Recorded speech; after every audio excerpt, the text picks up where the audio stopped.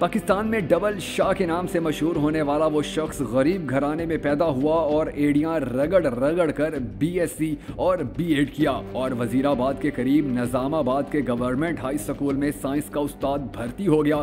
غربت زیادہ تھی اور خواب اونچے، سو 2004 میں دبئی چلا گیا۔ 6 ماہ دبئی رہا اور واپس آ کر وزیر آباد میں اس نے ایک عجیب کام شروع کر دیا۔ اس نے ہمسایوں سے رقم مانگی اور یہ رقم 15 دن میں دگنی کر کے واپس کر دی۔ ایک ہمسایہ اس کا پہلا گاہک بنا۔ یہ ہمسایہ ماربل کا کاروبار کرتا تھا۔ ہمسایہ نے رقم دی اور ٹھیک 15 دن بعد دگنی رقم واپس لے لی۔ محلے کے 2 لوگ اگلے گاہک بنے، یہ بھی 15 دنوں میں دگنی رقم کے مالک ہو گئے۔ یہ 2 گاہک اس کے پاس 15 گاہک لے کر آئے اور یہ 15 گاہک مہینے میں 150 گاہک ہو گئے۔ یوں دیکھتے ہی دیکھتے لوگوں کی لائن لگ گئی۔ لوگ زیورات، گاڑی، دکان، مکان اور زمین فروخت کرتے اور رقم اس کے حوالے کر دیتے۔ وہ یہ رقم دگنی کر کے واپس کر دیتا۔ یہ کاروبار شروع میں صرف ایک علاقے تک محدود رہا، لیکن پھر یہ سیالکوٹ اور گجرانوالہ تک پھیل گیا اور دیکھتے ہی دیکھتے وہ معمولی سکول ماسٹر ارب پتی ہو گیا۔ یہ کاروبار 18 ماہ جاری رہا۔ اس نے ان 18 مہینوں میں 43,000 لوگوں سے 7 ارب روپے جمع کر لیے اور کاروبار پھیلاتا چلا گیا۔ اس نے اپنے رشتہ داروں کو بھی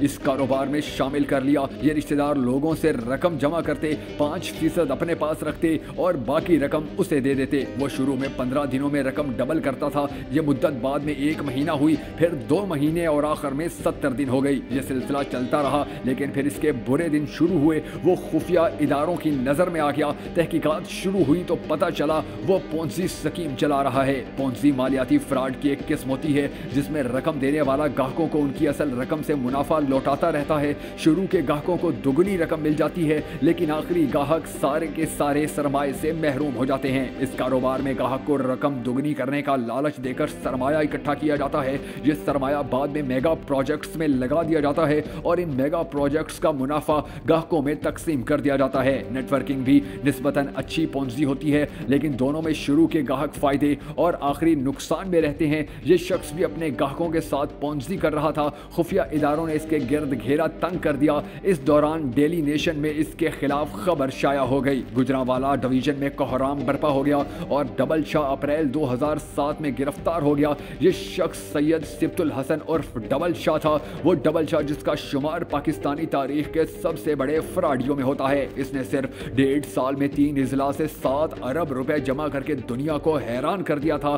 آپ اب اس شخص کی چالاکی ملاحظہ کیجئے۔ یہ 2007 میں نیب کے شکنجے میں آ گیا۔ نیب نے اس کی جائیداد، زمینیں، اکاؤنٹس اور سیف پکڑ لیے اور یہ ساری رقم تقریباً 3 ارب روپے بنی اور اس نے یہ 3 ارب روپے چپ چاپ نیب کے حوالے کر دیے۔ ڈبل شاہ کا کیس چلا۔ اسے 1 جولائی 2012 کو 14 سال قید کی سزا ہوئی۔ جیل کا دن 12 گھنٹے کا ہوتا تھا، چنانچہ ڈبل شاہ کے 14 سال عملاً 7 سال تھے۔ ڈبل شاہ 13 اپریل 2007 کو گرفتار ہوا تھا۔ وہ عدالت کے فیصلے تک 5 سال قید کاٹ چکا تھا۔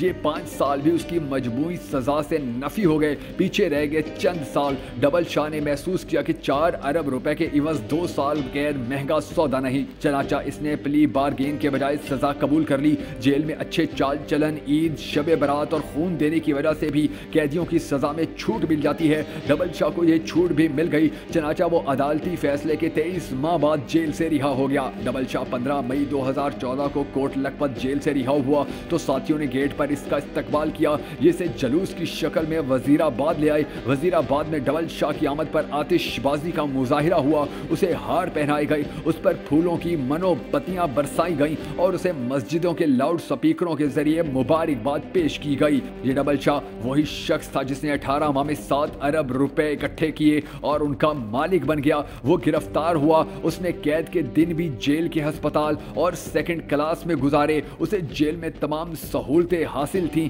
چنانچہ جب وہ رہا ہوا تو مکمل طور پر کلیئر تھا۔ اس نے اب کسی کو کچھ ادا نہ کرنا تھا اور نہ ہی پولیس اور نیب اسے تنگ کر سکتی تھی۔ یہ 4 ارب روپے اب اس کے تھے اور وہ وزیر آباد سے لاہور شفٹ ہو گیا۔ دنیا بھر کی سہولیات کے ساتھ شاندار زندگی گزارنے لگا، لیکن اب آپ اللہ کا نظام بھی ملاحظہ کیجئے۔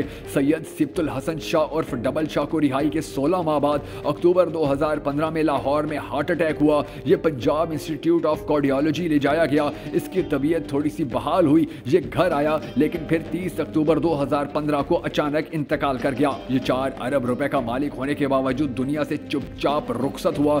डबल शाह की सारी बेनामी जायदाद, खुफिया अकाउंट्स, कैश, रकम, फैक्ट्रियां और प्लाजे दुनिया में रह गए। ये सब आखिर क्या है? ये हमारी जिंदगी, हमारे ना खत्म होने वाले लालच और हमारी लामतनाही हिरस की असल कहानी है। हम इंसान अपने गिर्द लालच की वसी दीवार बनाते हैं। हम माल जमा करते हैं, दूसरों की उम्र भर की कमाई लूटते हैं और कारून की तरह खजाने बनाते हैं, लेकिन आखिर में हम चुपचाप इसी डबल शाह की तरह दुनिया से रुखसत हो जाते हैं।